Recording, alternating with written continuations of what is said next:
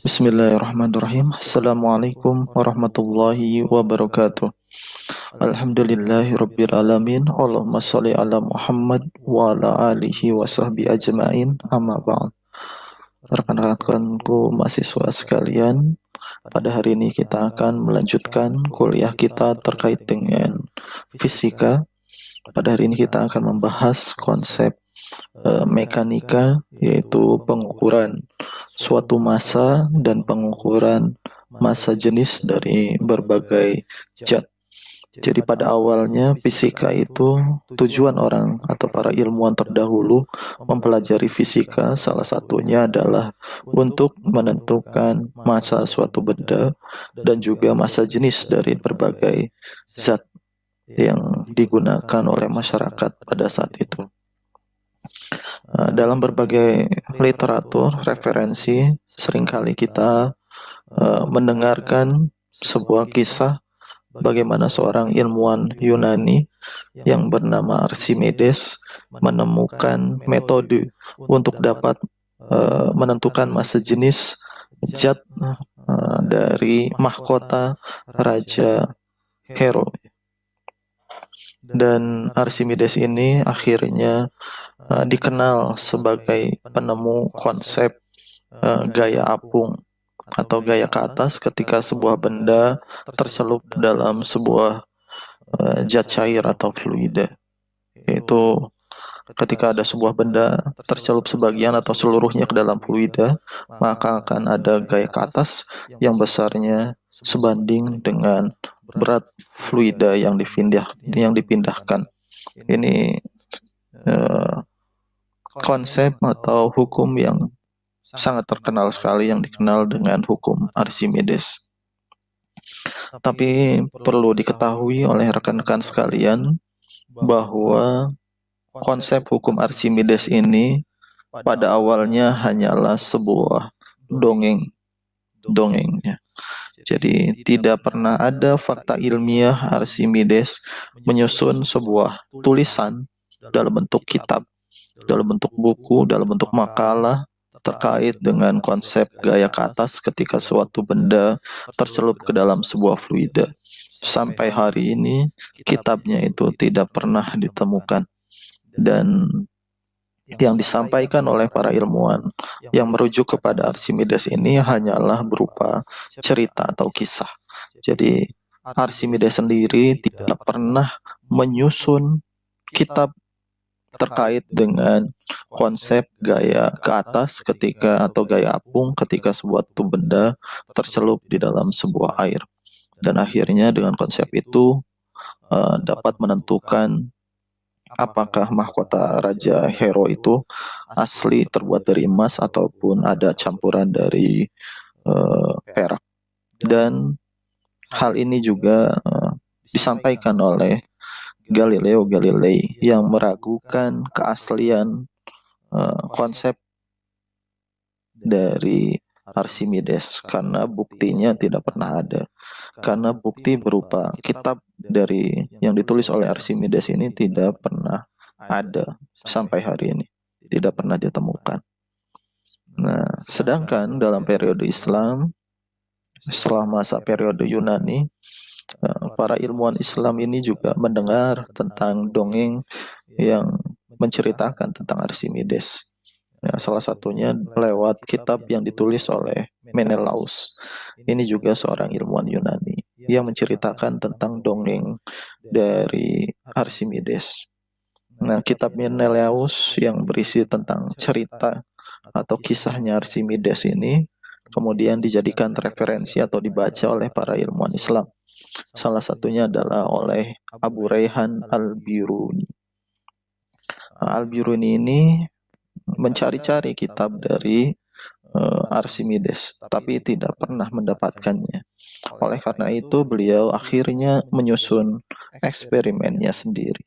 Untuk pertama kalinya, Al-Biruni menyusun sebuah karya, sebuah makalah yang berisi tentang metode beliau, yaitu metode Al-Biruni. Beliau membuat sebuah alat, sebuah perangkat yang dapat mengukur massa jenis dari berbagai jenis zat.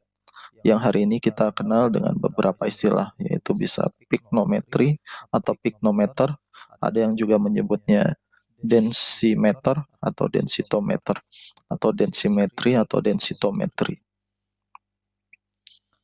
Dan karya Al-Biruni ini kemudian dikembangkan oleh para ilmuwan Islam selanjutnya, menjadi rujukan dari ilmuwan Islam selanjutnya, seperti Al-Khazini. Al-Khazini menyusun kitab namanya Mizan Al-Hikmah.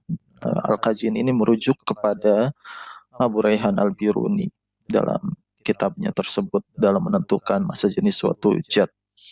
Nah, begitu juga dengan ilmuwan Islam yang lainnya selanjutnya, yaitu Al-Kassi dengan kitabnya yaitu kitab Miftah Al-Hisab. Beliau juga merujuk kepada karya dari Abu Rayhan Al-Biruni dalam menentukan masa jenis suatu zat. Dan kitab Al-Biruni ini masih ada hingga sekarang, hingga hari ini. Kitabnya masih tersimpan dengan baik. Nah, oleh karena itu, kita dapat menarik sebuah kesimpulan bahwa konsep gaya apung atau gaya ke atas atau eksperimen tentang fluida statis ini pertama kali dilakukan eksperimennya, diuji secara eksperimen dengan fakta ilmiah, dengan bukti masih adanya kitab karya Al-Biruni ini dan juga rujukan-rujukan dari ilmuwan Islam setelahnya. Kita dapat menarik kesimpulan bahwa percobaan Archimedes atau yang dikenal dengan hukum Archimedes selama ini itu sebenarnya adalah pertama kali dilakukan oleh Abu Rayhan Al-Biruni. Sedangkan Archimedes, bisa jadi Archimedes melakukan eksperimen atau percobaan tersebut sebelumnya, sebelum periode Islam. Tetapi Archimedes tidak pernah menyusun sebuah kitab atau bentuk referensi ilmiah yang menjadi rujukan para ilmuwan setelahnya. Jadi hanyalah bentuknya dongeng. Nah, sekarang kita akan masuk ke pembahasannya.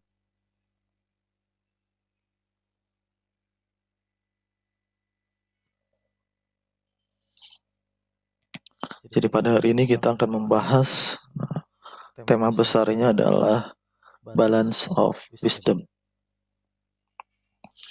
atau neraca kebijaksanaan. Balance itu neraca, wisdom itu kebijaksanaan. Mizan al-hikmah. Ini yang dimunculkan di halaman depan ini adalah alat yang dibuat oleh Abu Rayhan Al-Biruni. Ini kita sampaikan dulu sejarah awalnya. Terdapat dua kitab yang menjelaskan metode untuk menentukan suatu masa zat. Dan yang pertama adalah kitab Fi Al-Kharastun, ini karya Thabit Ibnu Qurra. Beliau adalah seorang ilmuwan pada masa dinasti Abbasiyah. Beliau mempunyai seorang anak yang juga nanti akan menjadi ilmuwan. Begitu juga dengan cucunya, yaitu Sinan Ibnu Thabit Ibnu Qurra dan Ibrahim Ibnu Sinan Ibnu Thabit Ibnu Qurra. Jadi 3 generasi menjadi ilmuwan seluruhnya pada masa dinasti Abbasiyah. Thabit Ibnu Qurra ini menyusun kitab Fi Al-Kharastun. Kemudian karyanya menjadi inspirasi dari Al-Khazini. Ini menyusun kitab Mizan Al-Hikmah tahun 1121. Al-Khazini ini adalah seorang ilmuwan yang karyanya luar biasa banyak dalam bidang astronomi, dalam bidang matematika, dan juga dalam bidang fisika, khususnya dalam membahas tentang metode dalam menentukan masa suatu zat dan masa jenis suatu zat. Kitab yang paling besarnya di sini adalah kitab Mizan Al-Hikmah. Kemudian kitab Fi Al-Kharastun karya Thabit Ibnu Qurra hari ini masih tersimpan, masih ada kitabnya di British Library di London dan juga di Bibliothèque Nationale de France di Paris, di Prancis. Ini adalah salah satu halaman salinan dari manuskrip kitab Fi Al-Kharastun yang tersimpan di British Museum di London. Kemudian kita analisis dari salah satu diagramnya yang paling atas kiri. Nah, tujuan dari kitab Fi'al Karastun ini adalah agar kita dapat menentukan masa suatu zat dengan membandingkannya dengan masa standar. Jadi di sini ada masa yang ingin kita tentukan yaitu E di sini. Kemudian ada masa standar yaitu H, K, dan U. Masing-masing memiliki jarak tertentu terhadap titik keseimbangan yaitu titik G. Nah, dengan konsep dalam kitab Fi'al Karastun, yaitu kita membahas tentang keseimbangan benda ini, Sabit Ibnu Qurra dapat menentukan masa suatu zat. Nah, di sini beliau menentukan masa benda E. Ini benda E. Caranya adalah dengan menggunakan konsep momen gaya, yaitu gaya dengan dikali dengan lengan gayanya. Ini L itu lengan gaya, W di sini adalah gaya berat. Nah, karena G-nya sama semua di sini, bisa kita coret. Sehingga nanti kita akan memperoleh besar M di titik E, yaitu masa H dikali jaraknya dari titik G, ditambahkan masa K dikali jaraknya dari G, ditambah dengan masa U dikali jaraknya terhadap titik G, dibagi dengan jarak antara masa E ini terhadap G, sehingga kita memperoleh besar masa E. Kemudian yang kedua, kitab Mizan Al-Hikmah, ini karya Al-Kazini, hari ini tersimpan di dua tempat. Yang pertama adalah Museum LJS 386 nomornya, Lawrence J. Schonberg, ini di Pennsylvania di Amerika. Kemudian ada Kaniko 117, ini ada di Russian National Library St. Petersburg, ada di Rusia. Jadi kitab Fi'al Karastun maupun Mizan Al-Hikmah, dua-duanya ada di Eropa ya, dan di Amerika. Tidak ada di Arab ya. Walaupun tulisannya berbahasa Arab, kitab ini terdapat di museum di Eropa dan juga di Amerika. Kemudian kita dapat melihat di sini perangkat yang terdapat dalam kitab Mizan Al-Hikmah karya Al-Kazini. Ada beberapa tipe yang dibuat oleh Al-Kazini. Ini tipe pertama. Dalam tipe pertama ini ada dua buah mangkuk, mangkuk kiri dan mangkuk kanan. Kemudian dekat dengan mangkuk kanan ini ada sebuah benda yang dapat digeser-geser, benda pemberat ya. Nah, kemudian ini mangkuk kanan, mangkuk standar. Kemudian ini juga masanya sudah diketahui, masa dari pemberat ini. Masa pemberat yang dapat digeser-geser. Kemudian ada masa benda yang akan diuji atau diukur masanya. Jadi ketika benda dimasukkan ke dalam mangkuk yang kiri, maka di sini akan miring posisinya dari keseimbangan. Kemudian kita dapat menggerakkan atau menggeser masa pemberat di sini. Nah, sampai keadaannya seimbang. Setelah keadaannya seimbang, kita dapat menghitung berapa besar masa yang diuji dengan membandingkannya dengan masa standar dan juga masa pemberat yang juga sudah diketahui masanya. Kemudian ini tipe yang kedua, kalau tadi sebelumnya ada masa pemberat yang dapat digeser-geser, maka untuk tipe kedua ini yang digeser-geser adalah masa standarnya, jadi tanpa masa pemberat. Kemudian masa uji akan dimasukkan ke dalam mangkuk yang kiri, mangkuk kanan ini adalah yang standar, jadi sudah ada masa standarnya. Kemudian tipe ketiga juga hampir sama dengan tipe kedua, jadi tanpa pemberat tambahan, jadi masa standarnya dapat digeser-geser. Ini untuk tipe keempat juga hampir sama ya. Ini tipe kelima, maaf.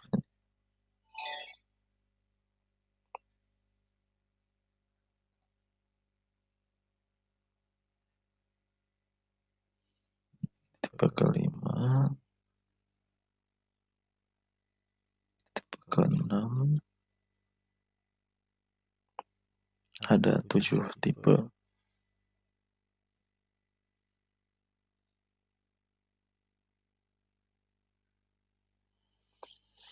Nah, ini adalah tipe ke-5 apabila sebelumnya masa standarnya dapat digeser-geser, maka di tipe ke-5 ini masa standarnya tidak dapat digeser. Tapi masa standarnya yang kita tambahkan dengan masa tambahan.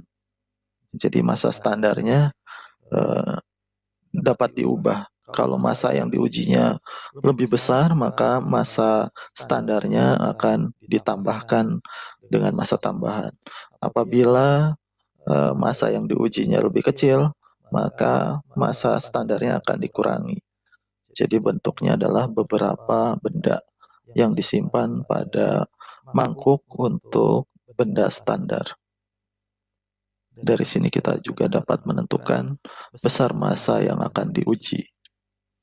Kemudian ini yang paling lengkap, ini yang paling luar biasa, karena di sini alat ini digunakan bukan hanya untuk mengukur massa suatu benda, tapi juga dapat mengukur massa jenis suatu benda. Dan di sini juga ada beberapa massa standar dan juga massa pemberat yang dapat digeser-geser. Begitu juga dengan massa yang diuji. Massa yang diujinya juga dapat digeser-geser. Alat ini adalah alat presisi, yang paling presisi yang dibuat oleh Al-Kazini. Ini yang sudah dibuat rekonstruksinya oleh Profesor Vatseskin dari Jerman, yang asalnya dari Turki. Kemudian menjadi seorang profesor di Jerman. Hari ini beliau sudah tidak ada, sudah wafat. Kemudian ini juga tipe ke-7, apabila ini mirip dengan tipe ke-5, tanpa ada pemberat tambahan di sini, tapi dapat digeser-geser, baik benda yang diuji maupun benda standarnya. Jadi ini variasi yang dibuat oleh Al-Kazini. Jadi ada 7 tipe neraca alat ukur massa yang digunakan atau yang dibuat oleh Al-Kazini dengan beberapa variasinya.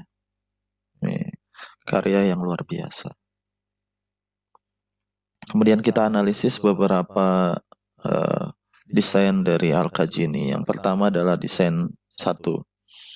Untuk desain 1 ini desain dengan massa pemberat C, massa standar B, dan massa yang akan diuji ada di mangkuk A. Ini analisisnya, kondisi kalibrasi.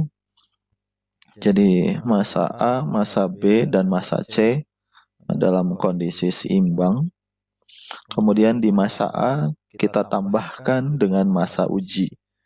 Nah, ketika massa uji ditambahkan pada mangkuk A, maka keseimbangan akan berubah. Nah, untuk kembali menyeimbangkan neraca ini, maka benda C-nya ini, benda pemberat ini dapat kita geser-geser sampai bendanya seimbang, jadi tidak miring. Ketika benda seimbang, kita dapat menghitung berapakah massa benda yang diuji. Benda uji ini dimasukkan di mangkuk A dengan persamaan seperti ini. Jadi massa B dikali jaraknya terhadap pusat keseimbangan ditambah massa C dikali jaraknya terhadap keseimbangan dikurangi massa A dikali dengan jaraknya terhadap keseimbangan dibagi dengan jarak dari titik A atau mangkuk A terhadap pusat keseimbangan. Kemudian kita dapat memperoleh massa ujinya di sini. Ini metode dari desain pertama Al-Kazini dalam kitabnya Mizan Al-Hikmah.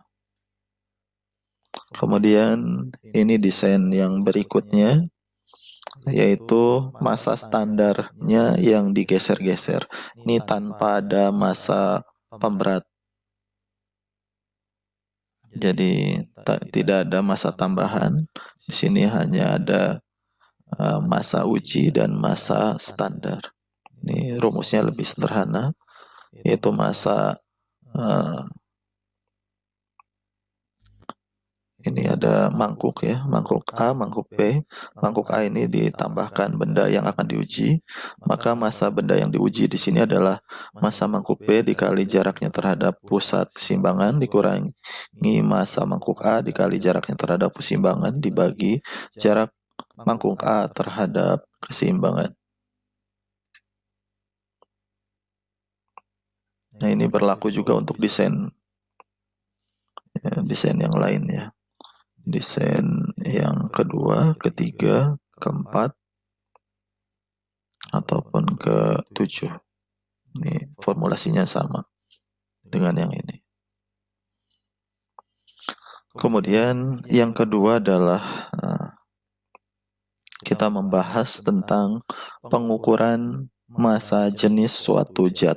Apabila sebelumnya tadi dibahas tentang bagaimana cara atau metode mengukur massa suatu zat, yang kita sudah tahu jenis zat itu, maka sekarang kita akan mengukur massa jenis dari berbagai zat yang membedakan antara satu zat dengan zat yang lain, yang membedakan antara emas dan perak, dengan tembaga, dengan timah, dengan timbal, dengan raksa dan jenis-jenis yang lain, dan juga membedakan berbagai jenis batuan.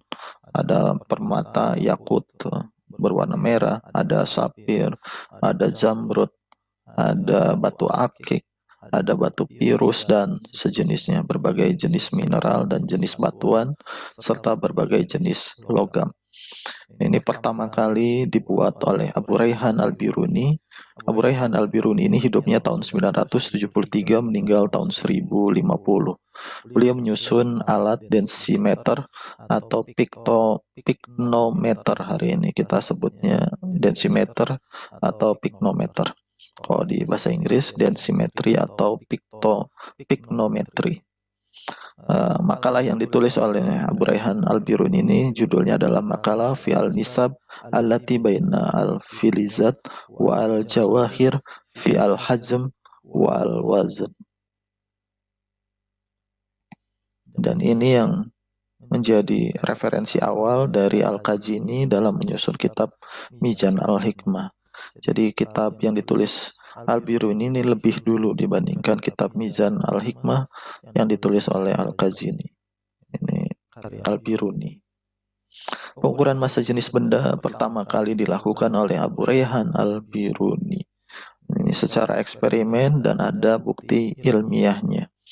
Hari ini manuskripnya karya Al-Biruni ini tersimpan di Museum Beirut di San Joseph nomor 223.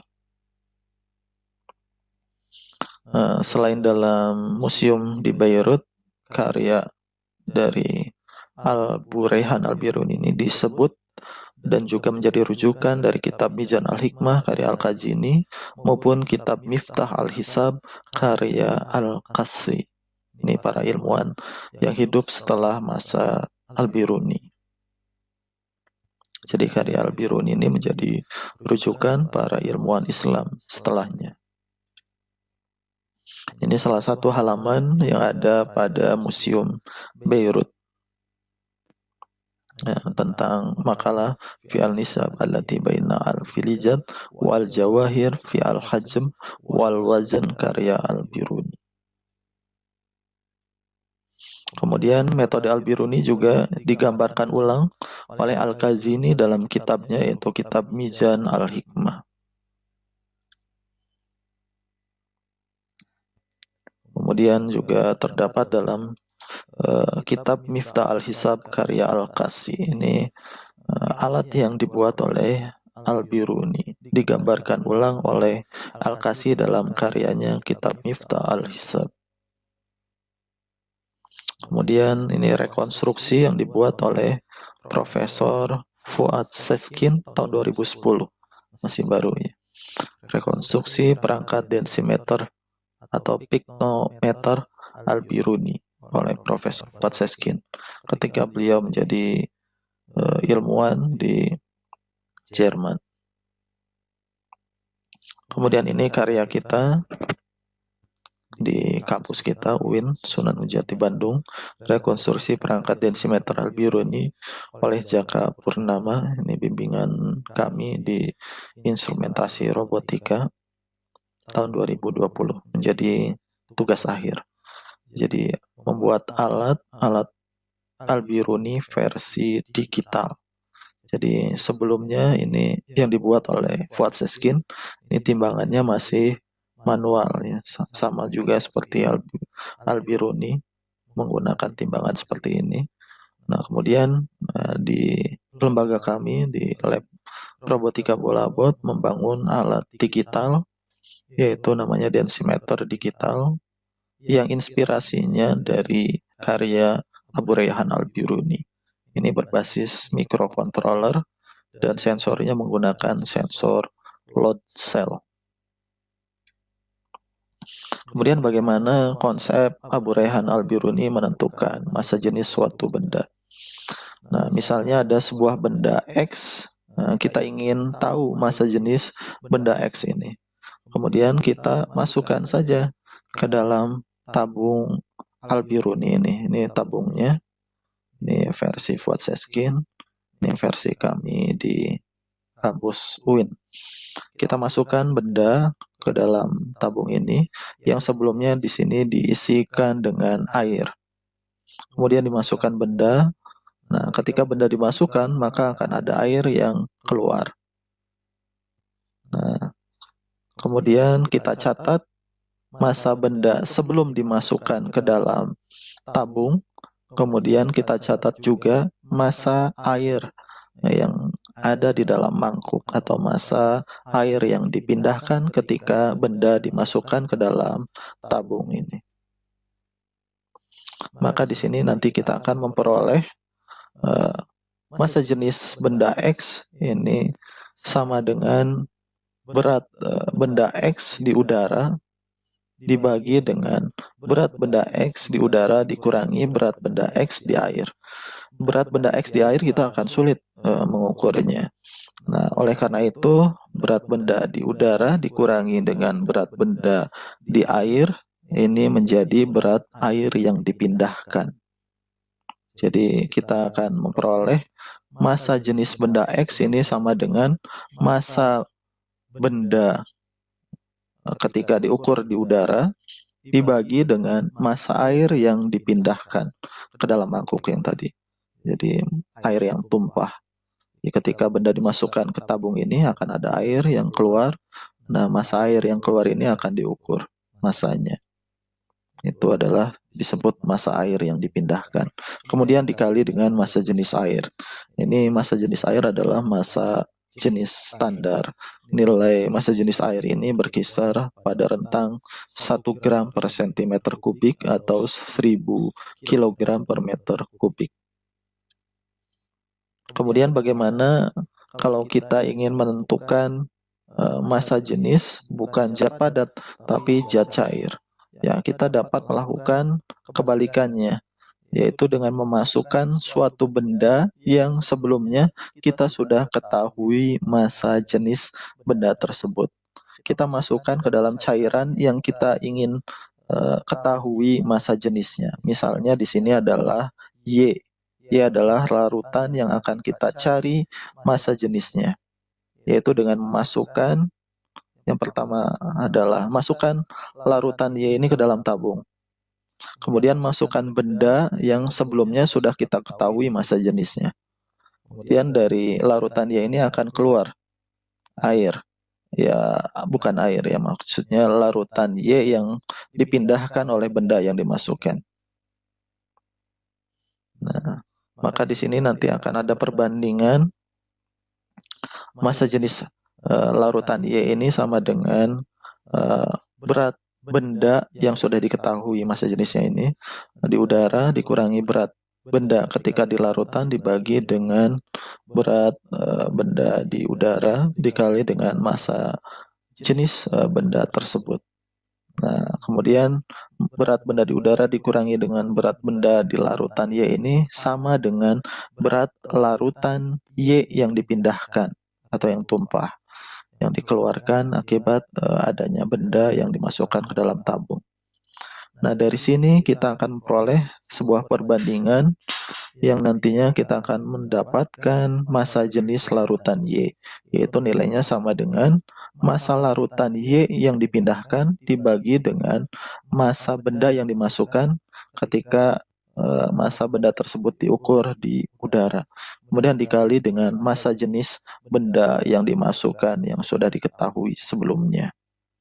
Jadi kita bisa balik ya.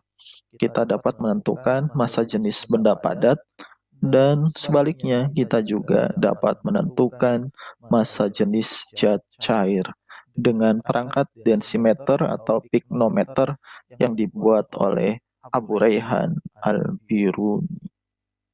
Ini adalah percobaan dari Abu Rayhan al-Biruni. Nah, selain Abu Rayhan al-Biruni, sebagaimana tadi sudah jelaskan, seorang ilmuwan besar selanjutnya setelah Abu Rayhan al-Biruni adalah Al-Kazini, yang menyusun kitab Mizan al-Hikmah. Al-Kazini juga menjadikan karya al-Biruni ini sebagai referensi dalam menentukan massa jenis berbagai jenis benda. Nah, selain alat yang dibuat oleh al-Biruni,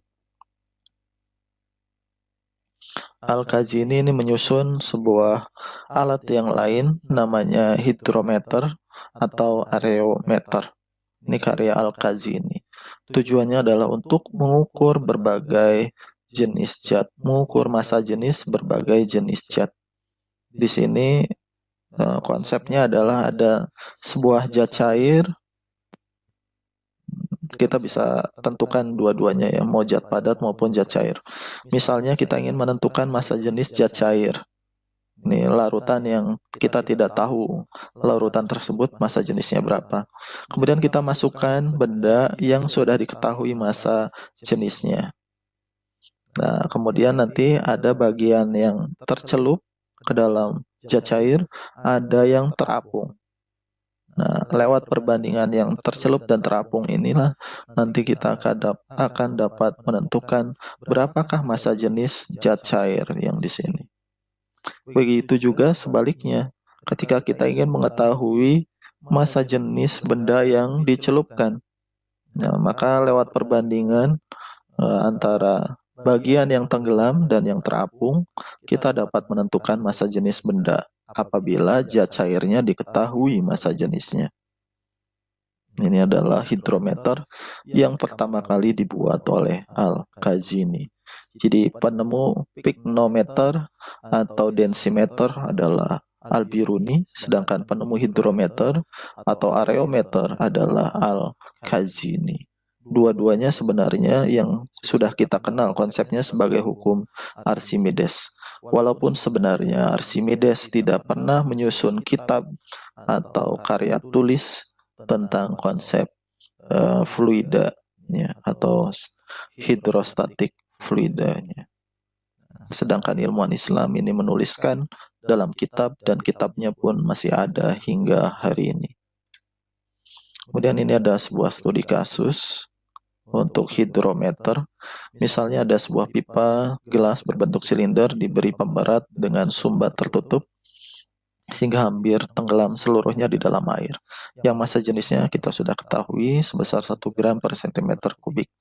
Kemudian pipa gelas tersebut yang sudah ada pemberatnya dimasukkan ke dalam larutan lain yang kita juga sudah tahu massa jenisnya, yaitu belerang 1,2 gram per centimeter kubik.